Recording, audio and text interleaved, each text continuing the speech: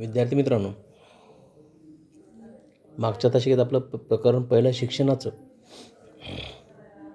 प्रकरणाचं नाव होतं शिक्षण हे पाहिलेलं आहे. ते प्रकरण आपलं पूर्ण झालेलं आहे. आज आपल्याला पुढील प्रकरण शैक्षणिक मानसशास्त्र दुसरं प्रकरण आपल्याला ड्रॉप करण्यात आलेलं असल्यामुळं शैक्षणिक विचारवंताचं आपल्याला पुढचं प्रकरण शैक्षणिक मानसशास्त्र आपण घेत आहोत. यानंतर आपण तिसरं प्रकरण घेणार आहोत. आज आपल्याला शैक्षणिक मानसशास्त्र या नवीन प्रकरणाला सुरुवात करायची आहे. आता हे शैक्षणिक मानसशास्त्र हे प्रकरण आपल्यासाठी म्हणजे तुमच्यासाठी नवीन आहे. शिक्षणामध्ये मानसशास्त्राला फार महत्त्वाचं स्थान आहे.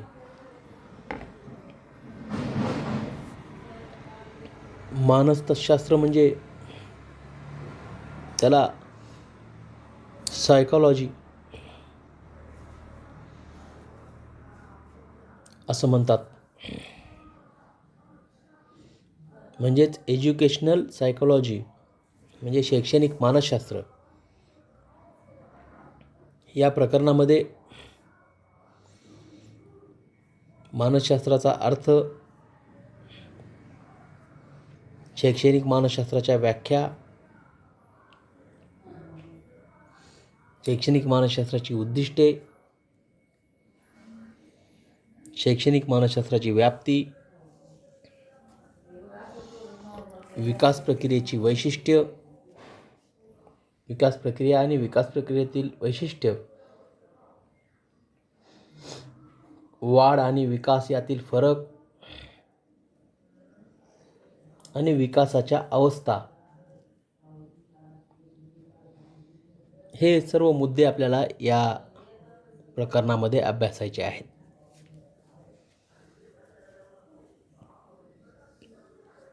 तत्पूर्वी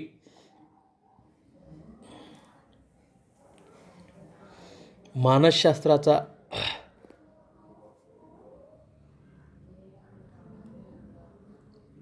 अभ्यास म्हणजे काय हे आपल्याला समजणं गरजेचं आहे. विद्यार्थी मित्रांनो, या मानसशास्त्राचा अभ्यास करूनच अभ्यासक्रमाची रचना केलेली असते. विद्यार्थ्याच्या वयाबरोबर, विद्यार्थ्याच्या वाढीबरोबर, विद्यार्थ्याच्या मानसिकतेची वाढ याचा विचार करून, विद्यार्थ्याच्या मानसिकतेचा विचार करून अभ्यासक्रमाची रचना आणि निर्मिती होत असते. म्हणजेच विद्यार्थ्याच्या बुद्धीला झेपेल असा विद्यार्थ्याच्या वयानुसार, विद्यार्थ्याच्या वर्गानुसार अभ्यासक्रम असलेला असतो.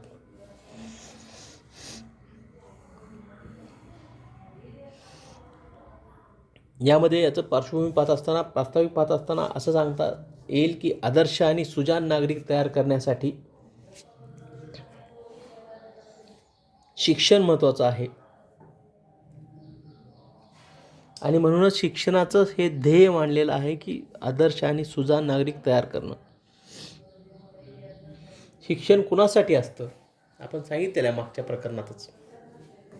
शिक्षण आपल्यासाठी, मानवासाठी असतं.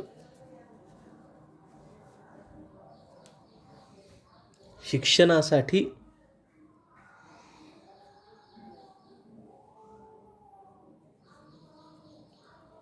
मानवाने प्रयत्न केलेला आहे आणि हा प्रयत्न मानवाला सुजाण आणि आदर्श बनवण्यासाठी शिक्षण मदत करतं. चांगला नागरिक तयार करण्यासाठी त्याला अनुरूप अशी शिक्षण प्रक्रिया आवश्यक असते. शिक्षणातून व्यक्ती हा सुज्ञ आणि चांगला बनतो, संस्कारी बनतो. त्यासाठी विद्यार्थ्यांच्या अभिरुचीनुसार, त्याच्या आकलन क्षमतेनुसार आनंददायी असा अभ्यासक्रम तयार करणं आवश्यक असतं. मी तुम्हाला या अगोदर सांगितलं की विद्यार्थ्याच्या वयानुसार त्याचबरोबर विद्यार्थ्याच्या आवडीनुसार विद्यार्थ्याला आनंददायी ठेवून या सर्व गोष्टीचा अभ्यास करून अभ्यासक्रमाची रचना केलेली असते, अभ्यासक्रम तयार केलेला असतो, निर्माण केलेला असतो.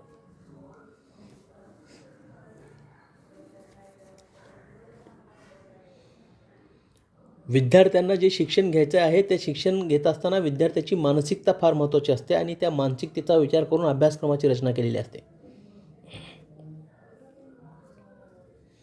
जर त्याची मानसिकता चांगली असेल तर तो चांगल्या पद्धतीनं शिक्षण समजून घेऊ शकतो. त्यासाठी आवश्यक अशी अध्यापन पद्धती, अभ्यासपूरक कार्यक्रमाचे आयोजन इत्यादीची मांडणीही महत्त्वपूर्ण आहे.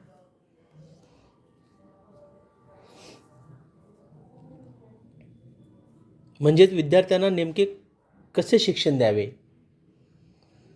अभ्यासक्रमाची रचना वयानुरूप, विषयानुरूप, घटकानुरूप कशी करावी याचे मार्गदर्शन शैक्षणिक मानसशास्त्रामध्ये आपल्याला मिळते. म्हणून शैक्षणिक मानसशास्त्राचा अभ्यास करणे महत्त्वाचं ठरतं.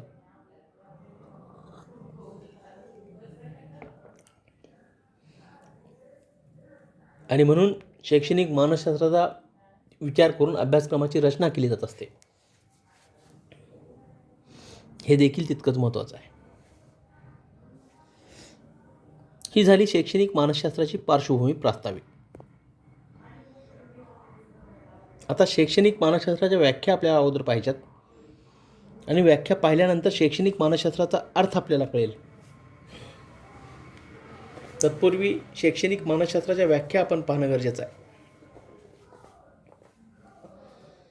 आता शैक्षणिक मानसशास्त्राच्या व्याख्या पाहत असताना काही तज्ज्ञ आणि काही विचारवंतांनी त्या व्याख्या केलेल्या आहेत. त्या व्याख्या कोणत्या आहेत आपण ते पाहणार आहोत. त्यामध्ये पहिली व्याख्या B.F. स्किनर या मानसशास्त्रज्ञाने केलेली आहे. हा पाश्चात्य विचारवंत आहे. यांनी काय म्हटलेलं आहे, अध्ययन अध्यापन प्रक्रियेमध्ये सुधारणा घडवून आणण्यासाठी मानसशास्त्राचे उपयोजन म्हणजे शैक्षणिक मानसशास्त्र होय. आता अध्ययन अध्यापन प्रक्रिया ही जी प्रक्रिया, या प्रक्रियेमध्ये जर सुधारणा घडवून आणायची असेल तर त्या सुधारणेसाठी मानसशास्त्राची मदत होते, शैक्षणिक मानसशास्त्राचा उपयोग होतो, हा त्या व्याख्येचा अर्थ आहे. म्हणजे शैक्षणिक मानसशास्त्र हे अध्ययन अध्यापन प्रक्रियेमध्ये सुधारणा घडवून आणण्यासाठी मदत करतं. या व्याख्येवरून अगदी स्पष्ट होतं. म्हणजे अध्ययन अध्यापनामध्ये सुधारणा घडवून आणण्यासाठी आपल्याला शैक्षणिक मानसशास्त्राची मदत घ्यावी लागते. त्याच्या मार्गदर्शनानुसार यामध्ये सुधारणा घडवून आणावी लागते, हा त्या व्याख्येचा अर्थ आहे. दुसरी व्याख्या केलेली आहे क्रो आणि क्रो या विचारवंतांनी. हे देखील पाश्चात्य विचारवंतच आहेत. क्रो आणि क्रो हे म्हणतात, शैक्षणिक मानसशास्त्र म्हणजे व्यक्तीच्या जन्मापासून ते वृद्धावस्थेपर्यंत मिळणाऱ्या अध्ययन अनुभवाचे वर्णन व स्पष्टीकरण करणारे शास्त्र आहे. आता व्यक्ती जन्मल्यापासून वृद्धावस्थेपर्यंत, अगदी मरेपर्यंत हा शिकत असतो. अजन्म तो विद्यार्थी असतो. नवीन दिवस हा त्याच्यासाठी नवीन असतो. हे मागच्या तासिकेत आपण चर्चिलेलं आहे.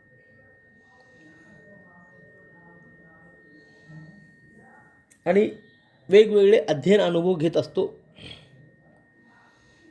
त्या वेगवेगळ्या अध्ययन अनुभवांचं वर्णन आणि स्पष्टीकरण करणारं शास्त्र म्हणजे शैक्षणिक मानसशास्त्र होय, असा त्यांच्या व्याख्येचा अर्थ होतो. ही झाली क्रो आणि क्रोनी केलेली व्याख्या. म्हणजे ह्या दोन व्याख्या पाहिल्यानंतर आपल्याला असं लक्षात येतं की शिक्षणाला शास्त्राचं रूप देण्यासाठी मानसशास्त्राची मदत होते. शिक्षण हे व्यक्तीला कुठल्या स्तरावर कशा पद्धतीनं शिकवलं पाहिजे या संदर्भातलं मार्गदर्शन करण्याचं काम हे मानसशास्त्र करतं.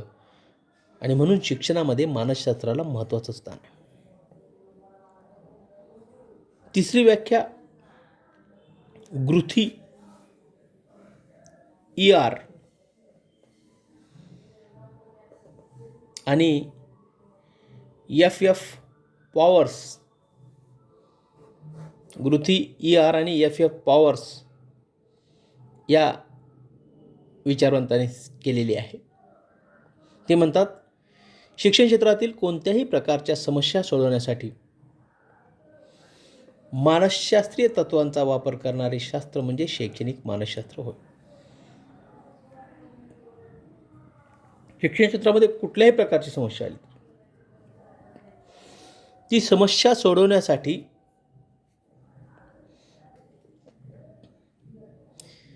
या सायकॉलॉजीचा म्हणजेच मानसशास्त्राचा उपयोग होतो, वापर होतो.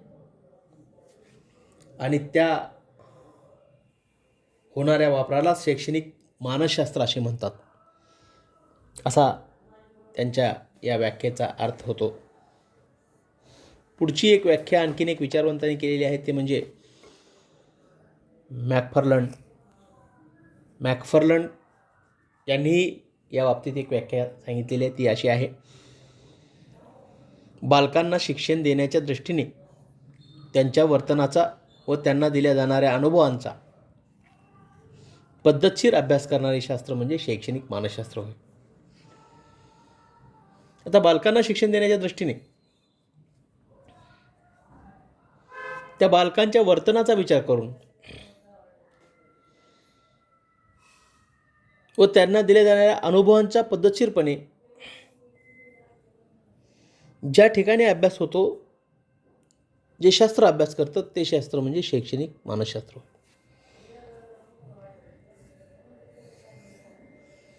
अशा या शिक्षण क्षेत्रामध्ये मानसशास्त्राची भूमिका अत्यंत महत्त्वाची असते, हे आपल्याला वेगवेगळ्या व्याख्या पाहिल्यानंतर लक्षात आलेलं असेल. म्हणजे शिक्षणाला मानसशास्त्राचा आधार लागतो आणि शिक्षणाला मानसशास्त्राची मदत होत असते. आता ह्या व्याख्या पाहिल्यानंतर आपल्याला लक्षात आलेलं असेल, आता त्या मानसशास्त्राचा अर्थ आपल्याला पाहायचा आहे. आपण शैक्षणिक मानसशास्त्राच्या व्याख्या पाहिल्या चौघांनी सांगितलेल्या,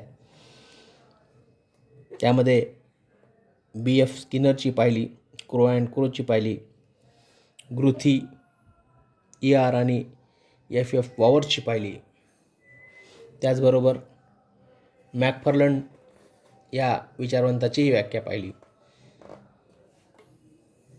ह्या व्याख्या तुम्हाला पाठ कराव्या लागतात. ह्या व्याख्या तुम्हाला तुमच्या वहीमध्ये लिहून तुम्ही अभ्यासल्या पाहिजेत, तुम्हाला आल्या पाहिजेत.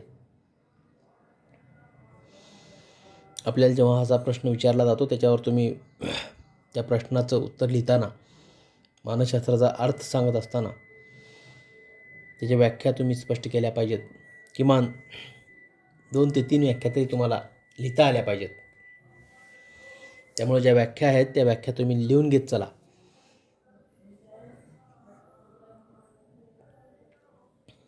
आता मानसशास्त्राचा अर्थ आपल्याला पाहायचा आहे. त्यामध्ये सांगितलेलं आहे, मानसशास्त्राला इंग्रजीत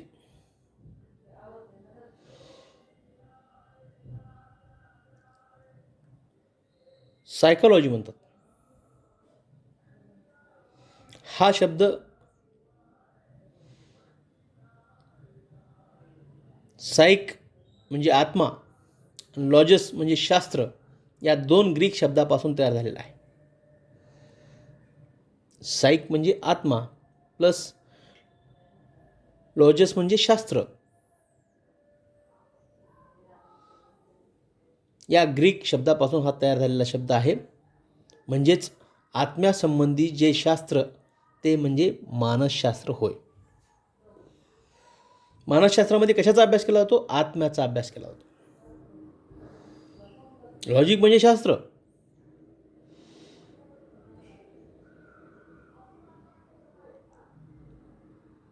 शास्त्र हे आत्म्याचा अभ्यास करणारं शास्त्र आहे. मानसशास्त्र हे कशाचा अभ्यास करणारं शास्त्र आहे? आत्म्याचा अभ्यास करणारं शास्त्र आहे. थोर ग्रीक तत्ववेत्ता ॲरिस्टॉटल, या ॲरिस्टॉटल याने दे एनिमा नावाचा ग्रंथ लिहिला. दे एनिमाचा अर्थ आहे अबाउट सौल असा होतो. यावरून मानसशास्त्र म्हणजे आत्म्याचे शास्त्र अशी शास्त्राची पहिली व्याख्या करण्यात आली. ॲरिस्टॉटलने अबाउट सौल, दे एनिमा जो ग्रंथ लिहिला होता, या द एनिमाचा अर्थ अबाउट सौल असा होतो. आणि या अबाउट सौलवरून मानसशास्त्र म्हणजे आत्म्याचे शास्त्र अशी पहिली व्याख्या या मानसशास्त्राची करण्यात आली. ॲरिस्टॉटल हे ग्रीक तत्ववेत्ता आहे, फिलॉसॉफर आहे.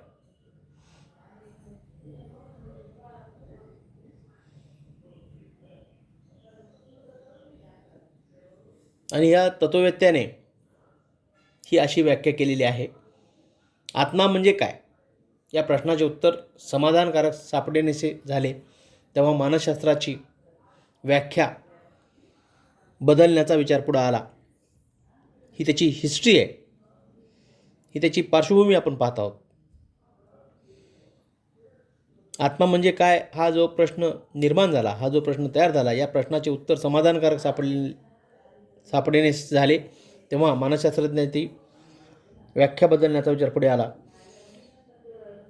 आणि मानसशास्त्र म्हणजे मनाचा अभ्यास करणारे शास्त्र अशी त्याची सरळ सोपी व्याख्या करण्यात आली.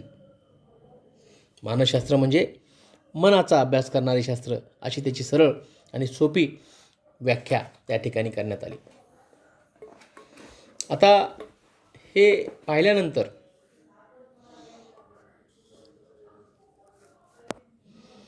ही पार्श्वभूमी आपण जेव्हा पाहतो,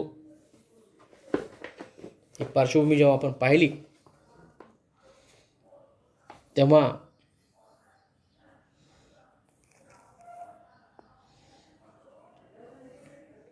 पुढे 1879 मध्ये विल्यम वुड्स यांनी संवेदना व भावना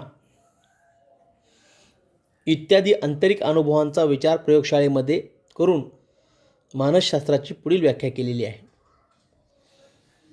1879 मध्ये विल्यम वुड्स यांनी संवेदना हे देखील मानवाशी रिलेटेड आहे, भावना ही देखील आपल्याशी रिलेटेड असते. या दोन्हीचा आंतरिक अनुभवांचा विचार या सायकोलॉजिकल प्रयोगशाळेत करून त्यांनी एक व्याख्या केलेली आहे विल्यम वुड्सनी. ती कोणती आहे ते बघू. ते म्हणतात, मानसशास्त्र म्हणजे बोध अवस्थेचे शास्त्र होय. बोध अवस्था. आता बोध म्हणजे काय आपल्याला अगोदर कळणं गरजेचं आहे. एखाद्या गोष्टीचा आपल्याला बोध जर झाला नसेल तर ती गोष्ट आपण समजली नाही म्हणतो. बोध होणे म्हणजे माहिती होणे. म्हणजे मानसशास्त्र म्हणजे माहितीचं शास्त्र असं जर की म्हणलं तरी वावगं ठरणार नाही. एखाद्या गोष्टीचा आपल्याला बोध होत नाही, आपण म्हणतो मला त्याचं काही समजलं नाही, मला बोध झालं नाही. एखाद्या गोष्टीची संवेदना होत नाही, एखाद्या गोष्टीची कल्पना आपल्याला होत नाही. संवेदना किंवा एखाद्या गोष्टीची भावना आपल्यापर्यंत पोहोचत नाही. या दोन शब्दाचा त्यांनी या प्रयोगशाळेमध्ये जे काही विचार करून जी व्याख्या केलेली आहे त्या व्याख्येमध्ये बोध अवस्थेचे शास्त्र म्हणजे मानसशास्त्र होय असं त्यांनी सांगितलेलं आहे. पुढे जे.बी. वॉटसन या वर्तनवादी मानसशास्त्रज्ञाने असे प्रतिपादन केले की मानवी वर्तनाचा आपण वस्तुनिष्ठपणे अभ्यास करू शकतो आणि म्हणून वर्तन हाच मानसशास्त्राचा अभ्यास विषय होऊ शकतो असे त्यांनी मत मांडले. कोण? जे.बी. वॉटसन यांनी हे मत मांडलेलं आहे. ते म्हणतात, वर्तनवादी मानसशास्त्रज्ञाने जे प्रतिपादन केले की मानवी वर्तनाचा आपण वस्तुनिष्ठपणे अभ्यास करू शकतो आणि म्हणून वर्तन हाच मानसशास्त्राचा अभ्यास विषय होऊ शकतो, असं त्यांचं मत त्यांनी व्यक्त केलेलं आहे. म्हणजे वर्तनाचा अभ्यास मानसशास्त्रामध्ये केला जातो. संवेदनाचा अभ्यास, भावनेचा अभ्यास मानसशास्त्रात केला जातो.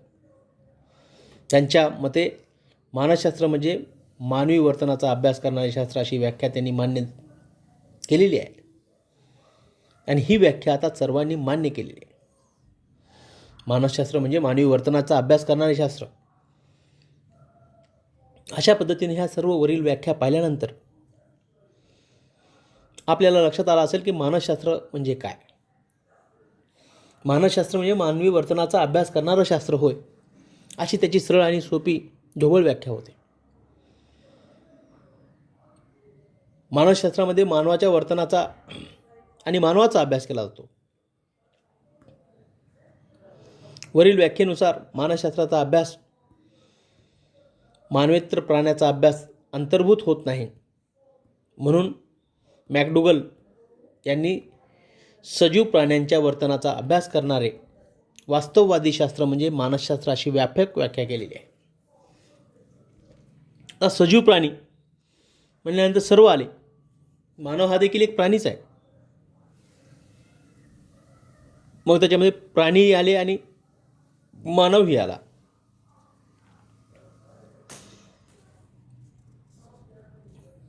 आणि हे सर्व प्राणी, या सर्व प्राण्यांचा आपण बघा, एखादी कुठली लस शासनाने काढली तर पहिल्यांदा ते लसीचा प्रयोग प्राण्यांवर केला जातो. मग उंदरावर असेल, मांजरेवर असेल, माकडावर असेल, कुठल्याही प्राण्यावर. तसा मानव हा देखील एक प्राणीच आहे, पण हा बुद्धीच्या जोरावर याला थोडं विशेष स्थान मिळालेलं आहे. मॅकडुगल यांची व्याख्या त्यांनी सांगितलेली आहे की सजीव प्राण्यांच्या वर्तनाचा अभ्यास करणारे वास्तववादी शास्त्र म्हणजे मानसशास्त्र होय. सजीव प्राणी म्हणल्यानंतर सर्व प्राणी आले.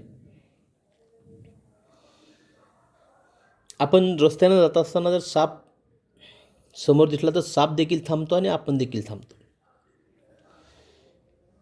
कारण साप हा देखील प्राणीच आहे आणि तोही सजीव आहे आणि आपणही सजीव आहोत. सापाला माहिती आहे की बाबा या व्यक्तीपासून आपल्याला भीती आहे आणि आपल्याला माहिती आहे की बाबा सापापासून ही भीती आहे. म्हणजे दोघांचीही मानसिकता, दोन्ही प्राणी वर्तनाचा अभ्यास करणारे, भावनेचा अभ्यास करणारे आणि संवेदनेचा अभ्यास करणारे प्राणी आहेत म्हणून थांबले. तो साप जातोय आणि झाड तिथं आलं असेल तर झाड हलत नाही किंवा तिथं झाड जागा सोडून जात नाही, पण साप त्या झाडावर जातो. त्याला माहिती आहे हे इथंच राहतं, हे काहीच होत नाही आणि ह्याच्यापासून आपल्याला काही धोका नाही. म्हणजेच मॅकडुगलनी सांगितलेली व्याख्या एवढी व्यापक आहे. सजीव प्राण्यांच्या वर्तनाचा अभ्यास करणारे वास्तववादी शास्त्र म्हणजे मानसशास्त्र होय, अशी त्यांनी व्याख्या केलेली आहे. अशा पद्धतीनं मानसशास्त्राच्या अनेक शाखा आहेत. त्या विविध शाखापैकी शैक्षणिक मानसशास्त्र ही एक महत्त्वाची शाखा आहे, ती आपल्याला या ठिकाणी अभ्यासायचं आहे. आज आपण शैक्षणिक मानसशास्त्राच्या व्याख्या आज आपण पाहिल्या. उद्याच्या तासिकेत आपण पुढील घटक पाहणार आहोत. आज आपण इथं थांबूया.